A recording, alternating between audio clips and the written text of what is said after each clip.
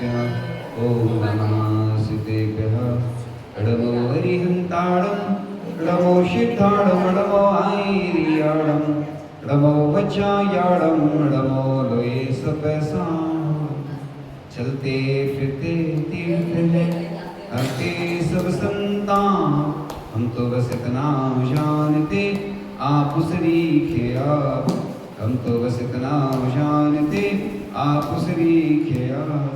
कुंडलपुर के बड़े बाबा की, मूलनायक श्री पापनाथ भगवान की, 24 तीर्थंकर भगवंतों की, अनंत अनंत सिद्ध परमेश्वर भगवंतों की, श्री समय शेखर चंपा बोल पाव पर कैलाश दिनारा समस्त सिद्ध क्षेत्रों की, समस्त 80 क्षेत्रों की, कृतम चैतलों की, नंदीश्वर देव की, विदेश क्षेत्र में विराजमान समस्त विदेश क्षेत्र में विराजमान सहित सभी 3 लोक में विराजमान समस्त जिन्हें विभुओं की, त्रिकालवर्ती नवदेवताओं की, परम पूज्य आचार्य भगवान श्री ज्ञान सागर जी महाराज की, परम पूज्य आचार्य श्री विद्यासागर जी महाराज की, परम पूज्य आचार्य श्री समय सागर जी महाराज की, नगर गौरव मुनि श्री प्रमाण सागर जी महाराज की, मुनि श्री धर्म सागर जी महाराज की।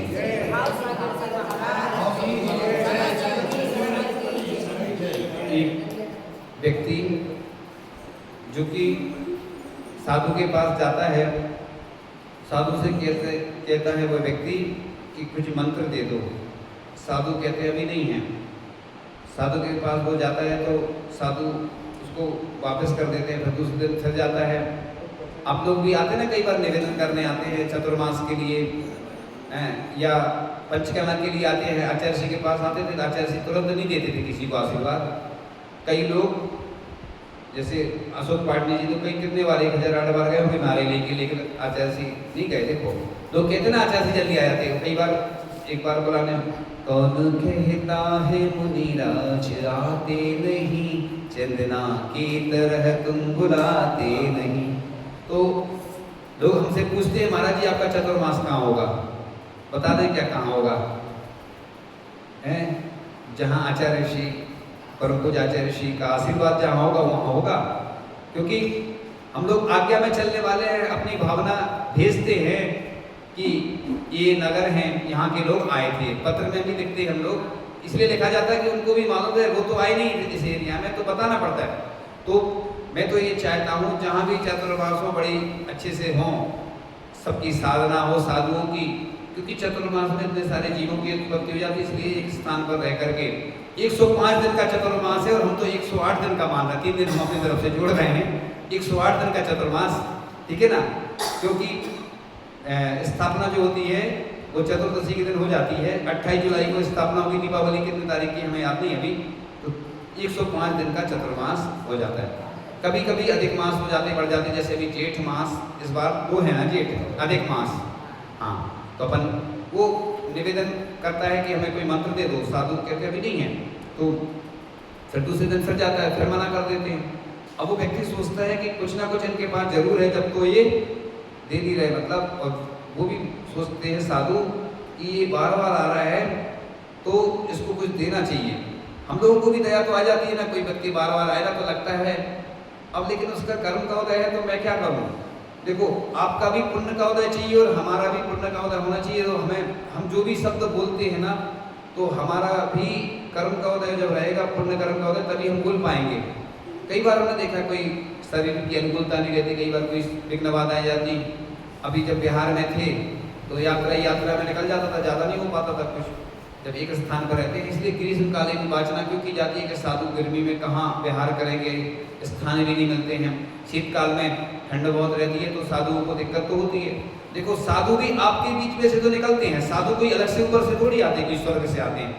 वो साधना करके, तपस्या कर करके, ब्रह्मचारी अवस्था से ये लक्षुलक बन के, मुनि बन के वो साधना करते, आचार्य बन जाते, उपाध्याय बन जाते, आरिकाएं बन जाती हैं, छुल्लिका बन जाती हैं।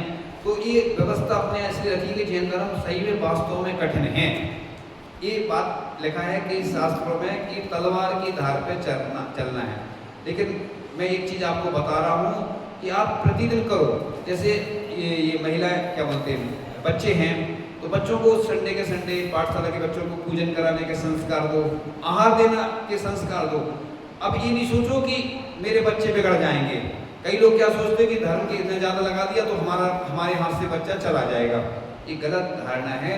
मैं तो ये कहता हूँ, अगर हमारा जैन धर्म को हमें जीवित, अगर आप असली जैन हो, आप लोग अगर असली जैन हो तो अपने बच्चों को अच्छे पूजन, आहार, दान, हर अच्छी क्रियाओं के संस्कार दोगे तो वो जीवित रहेंगे। अशोक पाटनी जी ने अपने लड़के को विदेश भेजा आचार्य श्री का आशीर्वाद लेके। वो विदेश जरूर गया, लेकिन उसने भोजन अपना खुद बनाता था। मुझे बहुत प्रसन्नता होती है ऐसे लोगों की, मतलब वो चाहता तो कितने सारे लोगों को ले जा सकता था। और सुनते हैं कि खंडेलवाल समाज में राजस्थान में आचार्य श्री भी सुनाते थे कि वो बच्चों को किसी दूसरे के यहाँ नौकरी करने भेजते हैं।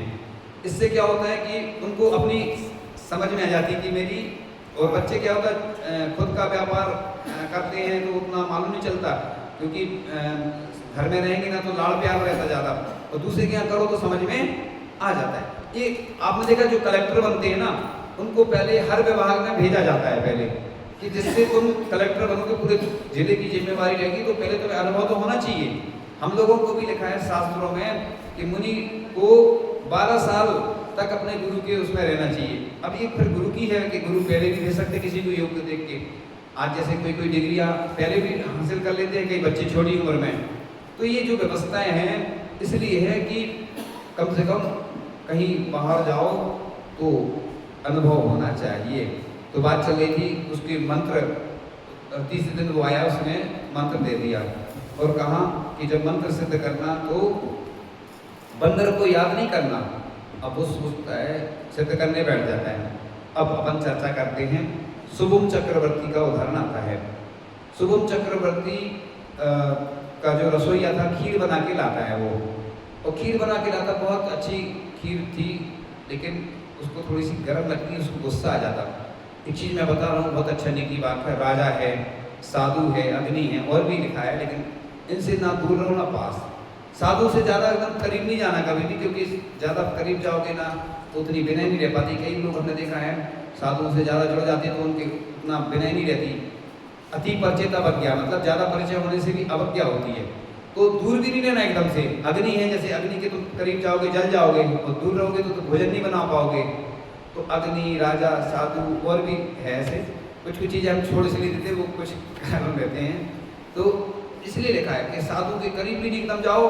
कई लोग सिर पे चढ़ लगते, फिर वो विनय नहीं करते ना बात, और वो अपने आप को बहुत बड़ा समझ लगते। समाज में भी ऐसा होता है ना कि कोई प्रतिष्ठित व्यक्ति हो, कोई पद पर हो। मैं ज़्यादा इस बारे में अभी बोल नहीं रहा हूँ, क्योंकि इसलिए बात चल रही थी कि वो मंत्र जो होते ना, शुभम चक्रवर्ती की कथा चल रही थी कि शुभम चक्रवर्ती जो राजा रसोईया था, वो खीर बना के लाता है तो उसको गुस्सा आ जाती, वो नहीं लेता, उसका मरण हो जाता, और मरण होने से वो देवगति में चला जाता है। अब उसके परिणाम तो खराब हो ही गए थे। अपन इसलिए समाधि के समय क्यों परिणाम अच्छे रखते हैं।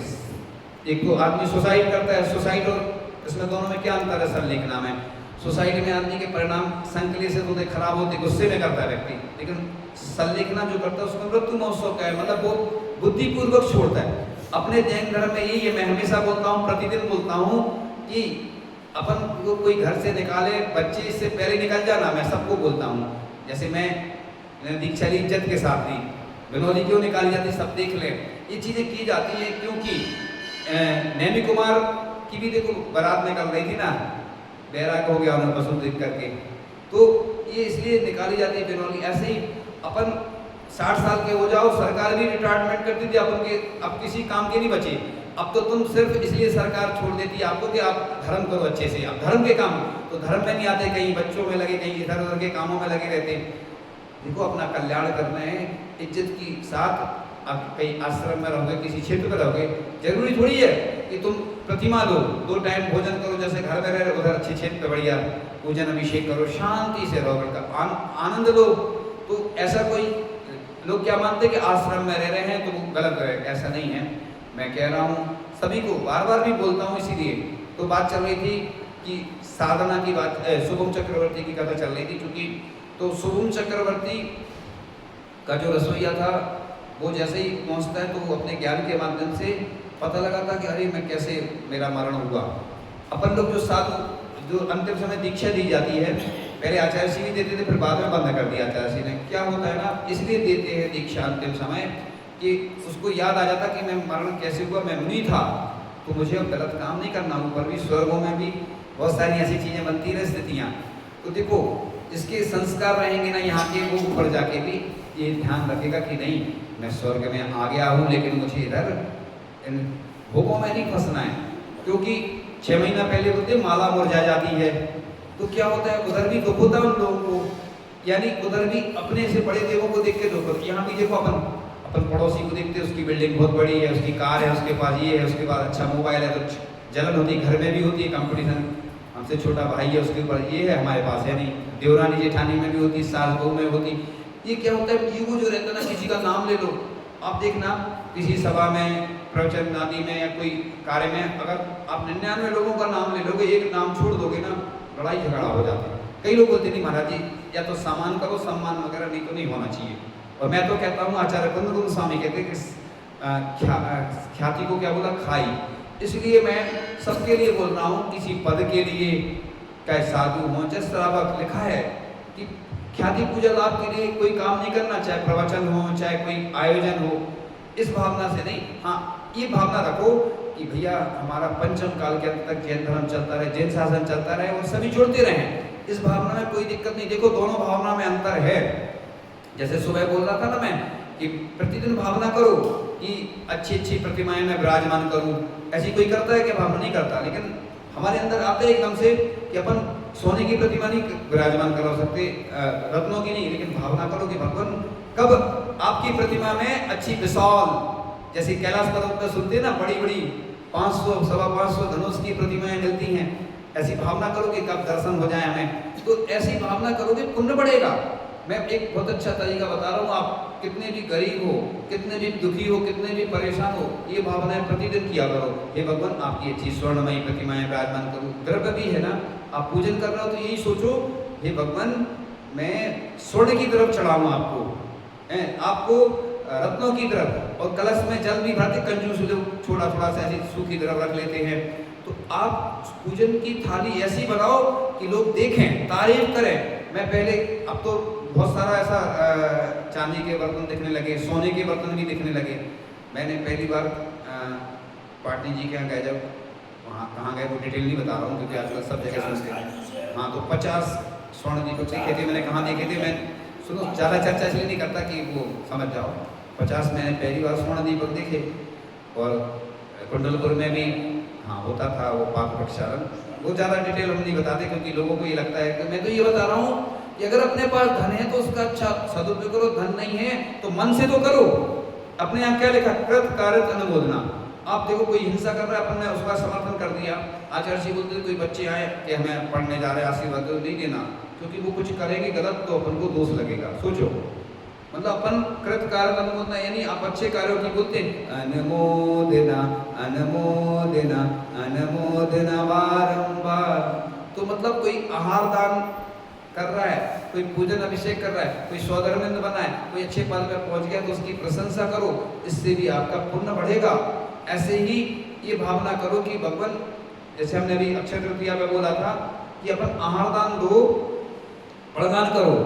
अक्षय तृतीया के दिन पूरे भारत के लोगों को बोला था कि अपन यही सोचो कि आदिनाथ भगवान का मैं प्रदान कर रहा हूँ। अच्छा बताओ इसमें क्या दोष है? क्या ये गलत नहीं, मायाचारी नहीं कहलाती। ये तो भावना है कि हम आदिनाथ भगवान को बुला रहे हैं।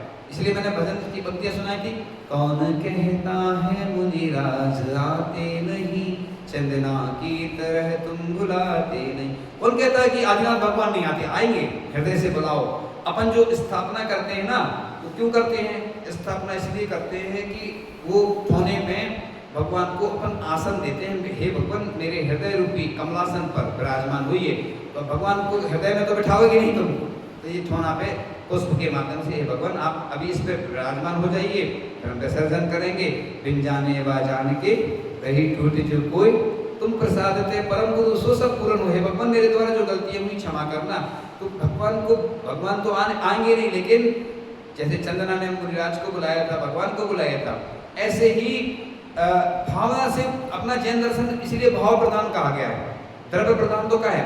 अब द्रव्य नहीं है, कोई गरीब आदमी है तो पूजन नहीं करेगा क्या? मैं चूंकि आज विषय अभी वो मंत्र का ही चल रहा है, सुना रहा हूँ बीच बीच में, बहुत अच्छे उदाहरण है हमारे पास। आचार्य शांति सागर जी महाराज दक्षिण वाले, और दीपावली का दिन था, तो एक व्यक्ति ने सोचा कि हे महाराज, मतलब आज दीपावली का दिन है तो महाराज जी तो बड़े व्यक्ति क्या जाएंगे, सेठ जी की बिल्डिंग है, और वो गरीब था, जैन था, लकड़ी काटता था। अब वो लकड़ी काट के खर्चा चलाता था, तो गरीब तो था ही, उसके पास कुछ भी नहीं था ज़्यादा। अब उसने सोचा हमारे यहाँ तो आना ही नहीं है, लेकिन प्राणायाम तो कर लो, क्या जा रहा है। तो उसने प्राणायाम कर लिया, और आचार्य शांति सागर जी महाराज उसके आ गए और देखा, थाली दिखाने का कोई शास्त्रों में उल्लेख नहीं आता है, ये तो इसलिए दिखाते कि महाराज जी का क्या त्याग है मालूम चल जाए, आपकी सुविधा है इसमें, ये कोई शास्त्र में नहीं मिलता। पहले साधु देखते नहीं थे, थाली ऐसे ही ले लेते, लेकिन अब आज में कुछ भी नमक आदि का त्याग रहा और अंतराय हो गया तो लोग डरते भी है ना। साधु की चर्या में सबसे ज्यादा लोग घबराते हैं और डरते इसलिए कि क्या हो जाए, कोई भरोसा नहीं, कब लौट जाए महाराज जी तो अलाभ हो जाएगा, है ना। तो एक वृत्ति परिसंख्यान तब होता है ना, उसमें नियम लेते हैं, इतने घरों की विधि कहलाती है। तो आचार्य शांति सागर जी महाराज उसी के पहुंच गए और थाली दिखाई तो वो समझ गए कि ये तो गरीब है बेचारा, तो कुछ उन्होंने ले लिया और छोड़ दिया उसको। तो ध्यान में बैठे, कई घंटे ध्यान में बैठे, कितनी विशुद्धि बढ़ी। आचार्य शांति सागर जी एक बार तो उन्होंने विधि ले ली और निकले, तो एक महिला थी, नई नई शादी हुई थी, वो आभूषण उतार रही, अपने हाथ में लिए थी और विधि मिल गई, उन्होंने उसी की विधि ले ली थी।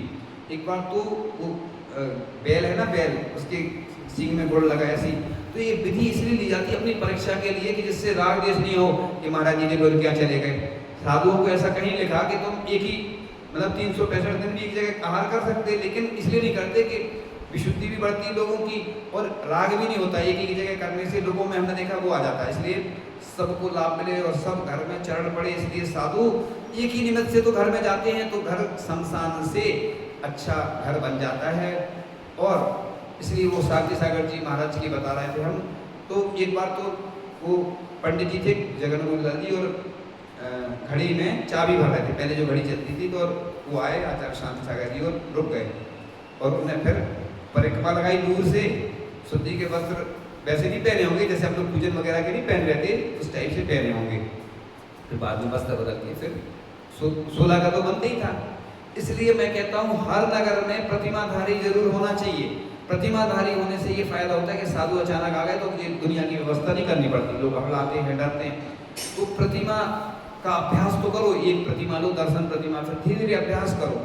कोई भी काम है, देखो मैं कहता हूँ चाहे प्राणायाम हो, चाहे योग हो, चाहे दुनिया की कितनी भी कठिन चीज हो, आप सब में शेखर जी जाते ना तो हमें भी लगता था यार कि इतना 27 चलना, हम जब रास्ते में जाते थे ना, जाते जाते जाते ऐसे आने में ऐसा लगता था 27 किलोमीटर है, तो हम ये सोचते जितने शॉर्ट मिल जाए तो उतरते थे कई बार लोग। और बंदर उतर के बहुत आक्रामक रहते हैं जो टोंकों पे रहते हैं, क्योंकि उनको द्रव्य मिलती है, इसलिए द्रव्य अपन को चरणों में नहीं चढ़ा के दूर चढ़ाओ, ये गलती अपनी है। कई आरिकाओं के ऊपर, मुनिराजों के ऊपर आक्रमण करते बंदर, तो अपन विवेक पूर्वक क्रियाएं नहीं करते, इसलिए ये घटनाएं घटती हैं। और भी बातें हैं तो हम अभी नहीं बता रहे चूंकि प्रसंग हो रही हैं। तो अपन शुद्धि विशुद्धि रखें। हम जंगल में अकेले आते थे, बड़ा आनंद आता था, चतुर्थकालीन आनंद, बढ़िया झरने। एक दो बार तो हम रास्ता भटक गए, तो झरने वाले रास्ते से आए और रास्ता नहीं था, वो रास्ता नहीं था, लेकिन अब आ गए तो बीच में क्या करें, उतरे तो बड़ा आनंद आया, हमने कहा ये नया रास्ता मिल गया अपन को। तो एक बार और आए थे, 2 बार, फिर हमने दूसरी बार, तीसरी बार फिर हमने सोच लिया था इस रास्ते से हम नहीं जाना, क्योंकि उसमें क्या होता है ना, बहुत रिस्क रहती है, उतरते समय गिरने का डर बहुत रहता है, क्योंकि झरने है ना, तो उसमें क्या होता है कि बीच में पत्थर मिलते ना, तो स्लिप होने का डर रहता है, तो उसमें चल नहीं पाते, स्पीड नहीं बन पाती, टाइम ज़्यादा लग जाता, लेकिन आनंद बड़ा आता था। हमने कहा इसका पानी जल भी बहुत पवित्र है, ऊपर की टोकों से पूरा आ रहा है स्पर्श होके पर्वत से, जल कितना पवित्र है बताओ। वो इतना पवित्र स्थान है कि मतलब वहाँ से पहले भी मोक्ष के भगवान वर्तमान में भी गए और आगे भी जाएंगे। हुंदाप सर्पनी का दोष है कि वासुकुज भगवान और महावीर भगवान और नैनीनाथ भगवान गिरनार जी से चले गए, आदिनाथ भगवान कैलाश पर्वत से चले गए, 20 तीर्थंकर के साथ में कितने मुनिराज वहाँ से मोक्ष गए। इसलिए अपन को उस स्थान पर शुद्धि का ध्यान रखना चाहिए। भी मंत्र की बात चल रही तो वो शुभम चक्रवर्ती की कथा चल रही अपनी, तो शुभम चक्रवर्ती को वो एक आम लाता है, रसोईया जो था ना वो आ जाता है देव बन करके, अब वो टेस्ट कराता, उसको बहुत अच्छा लगता आम, तो वो फंस जाता है। देखो इंद्रियों के वशीभूत होकर व्यक्ति कैसा हो जाता है, तो बस वो कहता है कि एक टापू पर मिलेगा वो आम, चला जाता है वो, और साथ में जाता है तो अब बोलता है मैं वही रसोइया हूँ जिसके ऊपर तुमने खीर डाली थी, मेरा मरण हो गया था, अब मैं तुमसे बदला लेने आया हूँ। अब वो कहता है क्या, अब फंस जाता है वो, तो क्या करे, अब तुम्हें अगर बचना है तो डमोकार मंत्र पर पानी में लिख करके, जल में लिख करके क्या पैर रखना होगा तुम्हें। अब वो सोचता है कि देखो ये तो वैसे भी मुझे छोड़ेगा नहीं, क्योंकि मेरे द्वारा इसकी मृत्यु हुई, तो अब ये बदला लेके आया है। वो डमोकार मंत्र पैर रख देता है। तो मैं ये बता रहा था कि मंत्र की क्या महिमा होती है।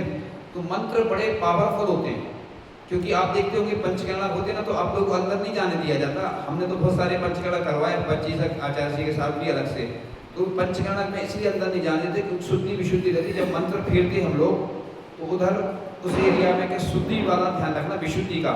तो जो प्रतिष्ठाचार्य मुनिराज या जो त्यागी व्रती इलक ब्रह्मचारी को छोड़ करके सबको अलग कर देते। बल्कि सूर्य मंत्र जब हम देते हैं ना, उस समय तो स्वधर्मेंद्र आदि को भी अलग कर देते हैं, क्योंकि वो बहुत पावरफुल मंत्र होता है। एक होता है मोक्ष मार्ग मंत्र होता है, एक चंद्रकला मंत्र होता है, एक सूर्य मंत्र होता है। ऐसे जो मंत्र तो बहुत सारे 1 घंटे तक हम लोग पहले माला फेरते हैं। एक होता है नेत्र उन्मीलन मंत्र, एक बार और बताया था, मैं फिर से इसलिए बता रहा हूँ। तो नेत्र उन्मीलन मतलब काजल, वो काजल नहीं कहलाता, मतलब भगवान की आंखें खोलना केवल ज्ञान से पहले वो क्रिया होती है। तो उसकी हम 108 बार पहले जाप करते हैं। माला मतलब क्या कहलाती है, 108 की माला होती, 3 ऊपर होते हैं, सम्यक दर्शन, सम्यक ज्ञान, सम्यक 11। जैन धर्म में दिगंबर जैन धर्म के हिसाब से 111 वाली माला फेरना चाहिए। कोई 27 वाली भी फेरता, कोई 54 वाली, तो सुविधा वाली बात अलग है। लेकिन 108 का बड़ा महत्व है, क्योंकि 9 का अंक जो होता है, 9 दूनी 18, दूनी 9 18 27 36 9 700 अंक है। आचार्य श्री ने इसलिए बड़े बाबा का अभिषेक के लिए क्या बोला था, 9 साल में होगा। आचार्य श्री के मुख से निकला था, क्योंकि बार बार करोगे महत्व तो नहीं रहता ना। यहाँ बहुत अच्छा है, कम से कम और जगह देखा तो क्या होता है कि बड़े वहाँ का होता है कॉन्टेस्ट का कितने साल में होता है, 12 साल में। तो आचार्य श्री ने 9 का अंक 700, तो 9 का अंक 700 अंक होता है, इसलिए 9 बार अपन कायुसर्ज जब हम लोग करते हैं तो 9 बार।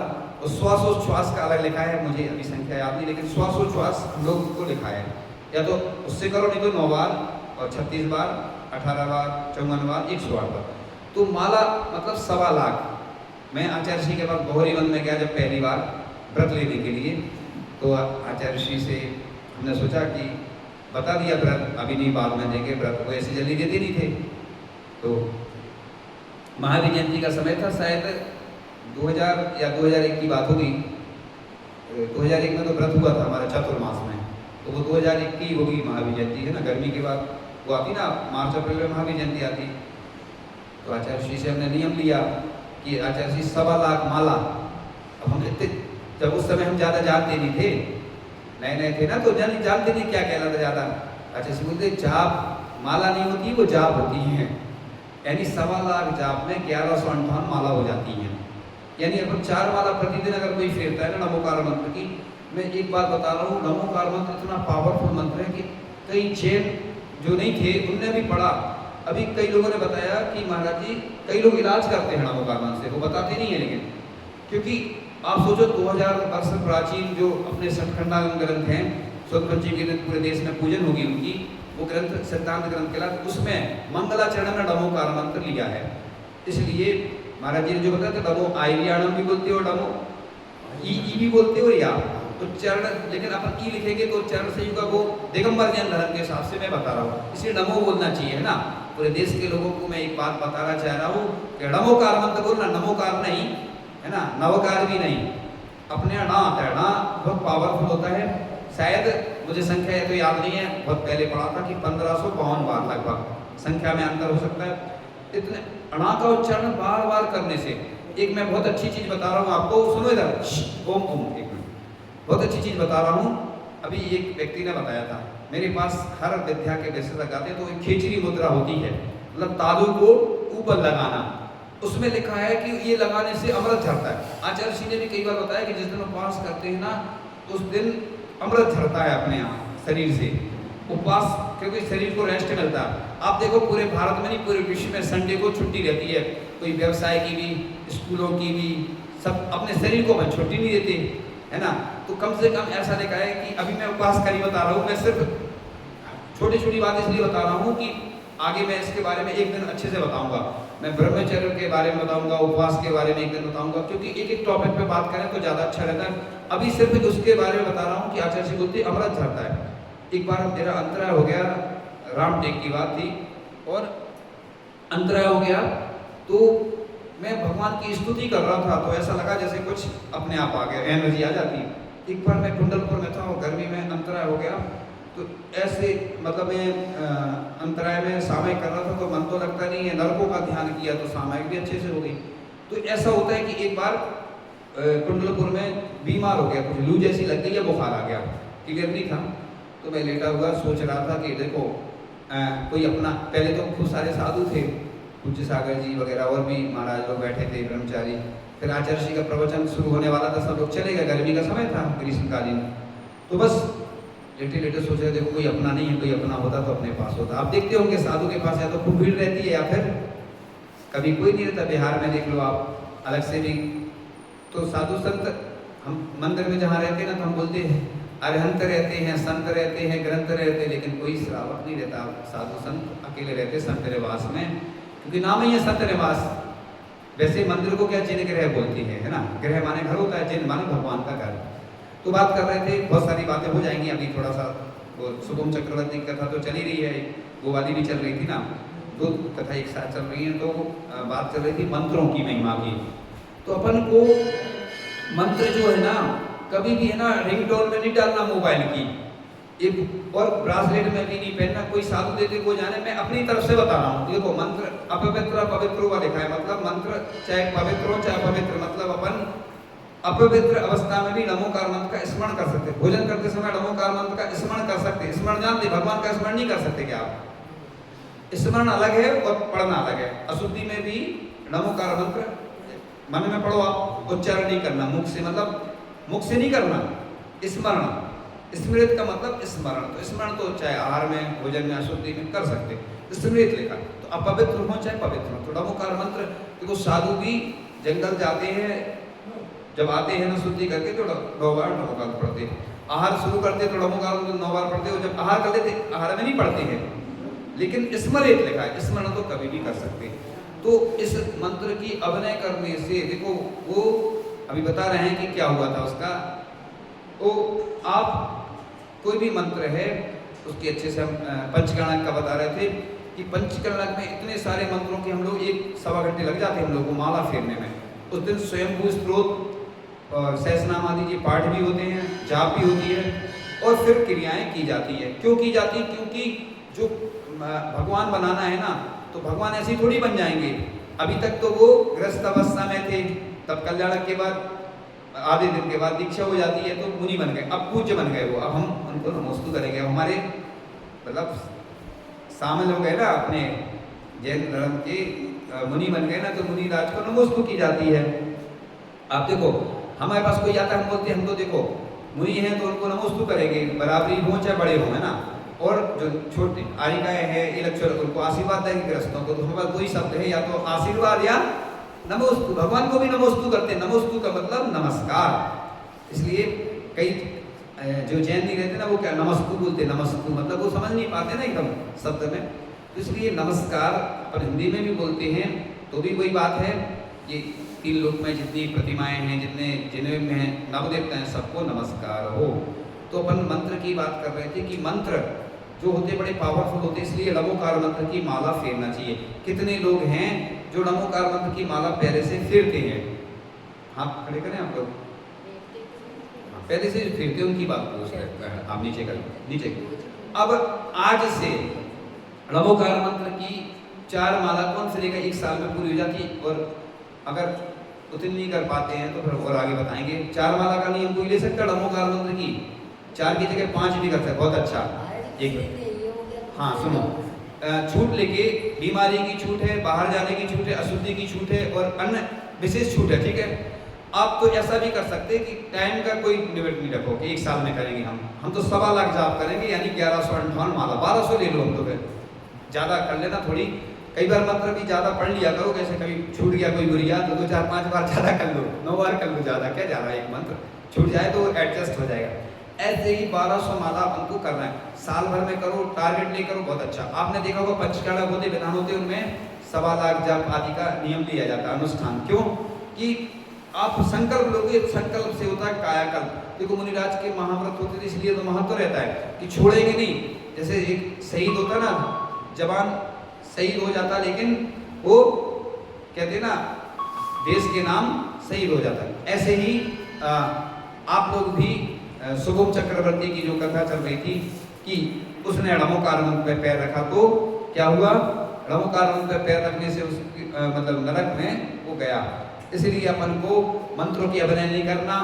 और बीजाक्षर होते जैसे मंत्र होता ना, संकट में सहायता करता ना मंत्र, मंत्री भी ऐसे मंत्री की तरह मंत्र भी सहायता करता। इसलिए वो बंदर के समान जो मन चंचल है, उसने जब मंत्र सिद्ध किया, जो दूसरी कथा चल रही थी ना, साधु ने मंत्र दे दिया उसको कि बंदर को याद नहीं करना। जैसे ही वो बैठे तो बंदर याद आए। अब वो साधु के पास आता है व्यक्ति कि अपना मंत्र वापस ले लो। आपको अगर सिद्ध करवाना था तो बंदर का क्यों विकल्प दिया? तो उसने कहा बंदर कोई और नहीं, तेरा मन है जो चंचल है। तो आप हम बता रहे हैं बहुत अच्छा तरीका, श्वास उच्छ्वास से आप फेरोगे ना, जैसे आप श्वास लो तो णमो अरिहंताणम, ठीक है। अभी हम करवा शरीर के समय नहीं है सीमित। णमो अरिहंताणम में श्वास लेना है, 10 सेकंड रुकना है, फिर णमो सिद्धाणम छोड़ते हुए नाभि तक श्वास ले जाना है, फिर णमो अरिहंताणम, नमो सिद्धाणम, फिर णमो आयर्याणम में फिर श्वास अंदर ले जाना है, फिर श्वास छोड़ते हुए णमो वच्छायाणम 10 सेकंड रुकना है, फिर णमो लोए, बस इतने में श्वास लेना है, और णमो वच्छायाणम णमो शब्द श्रावणम में श्वास छोड़ते हुए, यानी 2 बार 2 6 बार हो गया ना, 2 एक बार आना एक बार जाना, ऐसे करके अप डाउन। ये बहुत सरल तरीका है। तो आप इससे माला फेरोगे, चाहे एक माला फेरो, और नहीं है तो जैसे फेरो, मन लगाना पड़ता है। मंत्र इसलिए रखे, मन से ही मंत्र शब्द बनाए, मन में कुछ धातु प्रत्यय लगा के व्याकरण से इसकी सिद्धि होती है। तो मन को बस में करने के लिए मंत्र रखें। इसलिए आप लोग डरना नहीं, संकल्प जरूर लेना छूट के साथ। कितने लोग हैं जो 4 माला फेरेंगे? एक दिन तो ले लिया, हाँ एक दिन। और हाँ, मंत्र तो घर में भी कर सकते। भगवान के सामने अगर आप माला फेरोगे तो सबसे ज्यादा पुण्य लिखा है। मैं एक दिन बताऊंगा ना माला के बारे में, चूंकि आज मंत्र का विषय ले लिया मैंने, सोचा तो था कि बता देंगे, लेकिन वो अचानक हुआ ना। तो आप 2 माला का तो ले सकते नहीं हम एक दिन में, णमोकार नहीं जो लेते हैं वो नहीं, एक्स्ट्रा में। ये तो नया नियम है।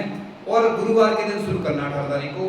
गुरुवार को क्या पुष्य नक्षत्र है, गुरुवार का दिन अच्छा माना जाता है। धार्मिक अनुष्ठान मुहूर्त विज्ञान के हिसाब से पुष्य नक्षत्र जिस दिन गुरुवार को या रविवार को पड़ जाए तो वो पावरफुल हो जाता है। यानी उसमें लिखा है सब दोष दूर हो जाते हैं। यानी अगर मुहूर्त विशेषज्ञों से आप पूछोगे ना, या मुहूर्त की जितनी भी पुस्तक ग्रंथ में देखोगे ना, पुष्य नक्षत्र सबसे पावरफुल लिखा है। क्योंकि हम लोग भी जो काम करते हैं ना, अधिकांश अच्छे काम जो होते हैं ना, उसी मुहूर्त में करते हैं।